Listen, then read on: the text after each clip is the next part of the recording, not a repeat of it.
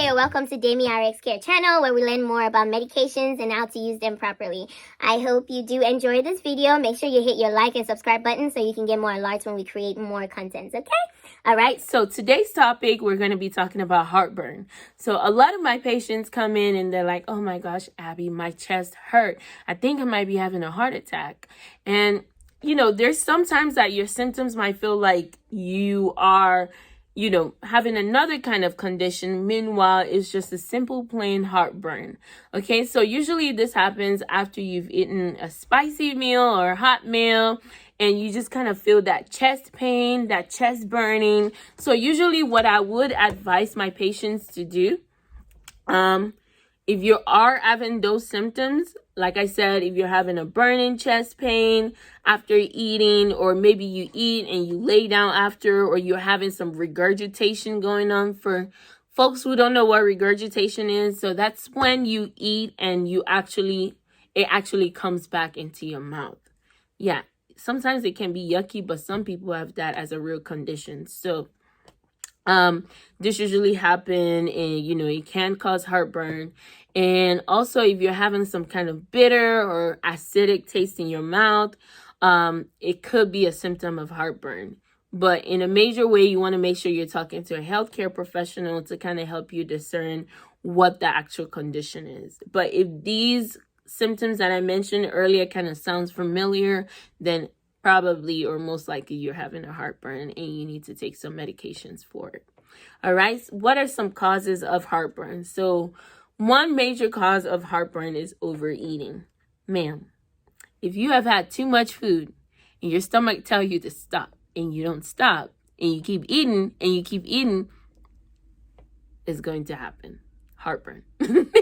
All right. So overeating, eating too much acidic food, like say orange juice, or there's so many acidic food, like a tomato filled food, like some pasta and some ravioli and some tomato paste and spaghetti and meatballs full of tomatoes and vinegar, and you're just eating that. Yeah, heartburn is bound to happen.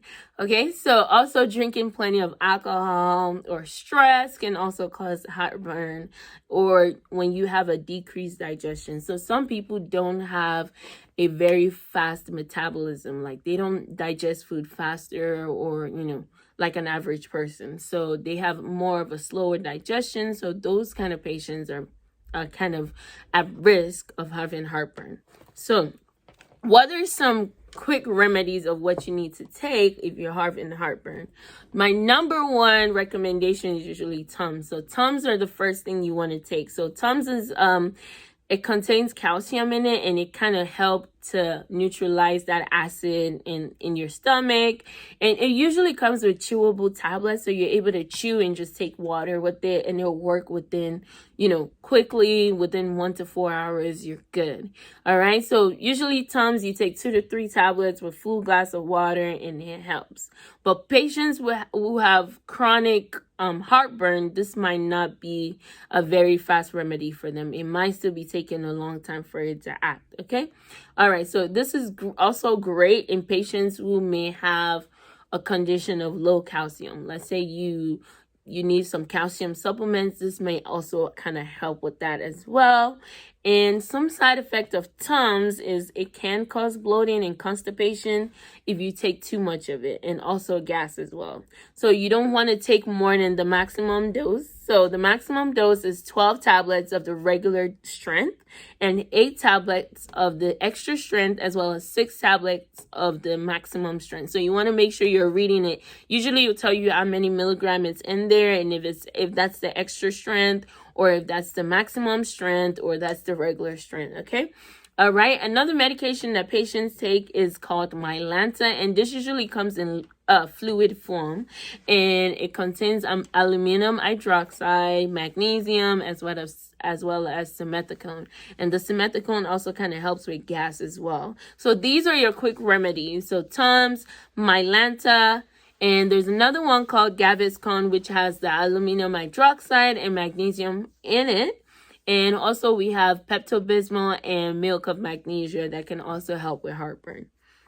So moving on with Mylanta and Gaviscon, this is great for patients who have low magnesium, and it usually lasts about 1 to 4 hours.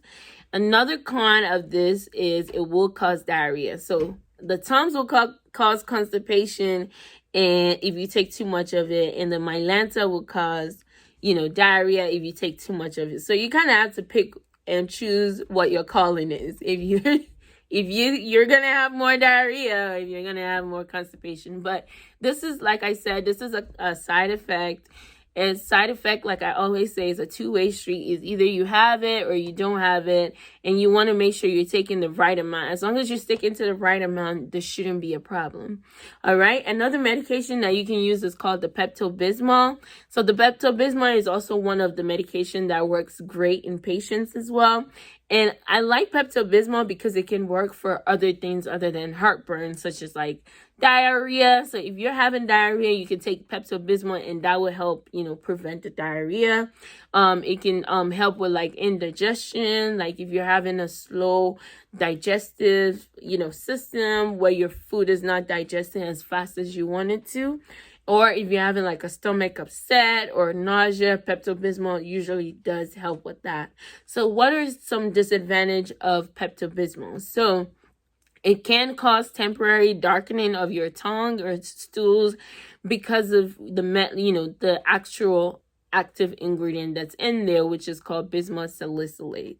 And also you don't want to take Pepto Bismol for more than 2 days.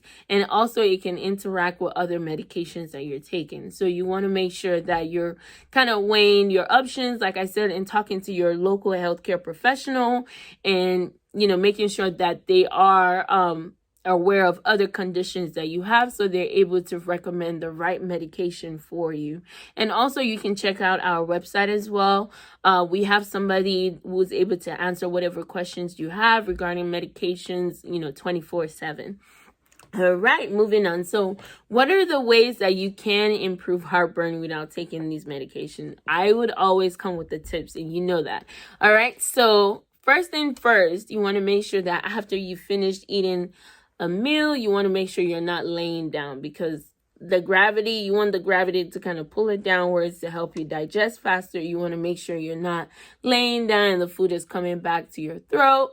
Also, you want to wait about 2 to 3 hours after eating before going to bed. So these are for my night eaters. So if you're going to be eating at nighttime, you want to make sure that you're eating 2 to 3 hours before you're going to the bedroom and sleeping, okay? You don't want to eat closer to your nighttime. I know it can be very tempting at times, and we get busy with work, but it's really not a good habit to, incorporate in our lifestyle. All right. And another tip is that you want to make sure you avoid trigger foods, or beverages. So these are going to be like your fatty or fried foods, your garlic, food that has a high amount of tomato sauce or sodas, and also coffee, alcohol, citrus fruits, which is going to be like your oranges, and like food that also have like a really high amount of acidic content in it. And also making sure that we're eating smaller meals and avoiding overeating, like I said earlier, because that's not going to help with the whole digestion process. Also making sure you're avoiding smoking. Smoking is bad. It's bad. All right. And making sure you're losing excess weight, and making sure when you're sleeping, you're raising the head of your bed about 6 to 8 inches before going to bed. Okay. All right. These are all the tips that I have for you all today. I hope this information was very helpful. If you did enjoy it, make sure you like and hit the subscribe button so you can get more alerts when we post our other videos. Okay. All right. Thank you, and stay blessed.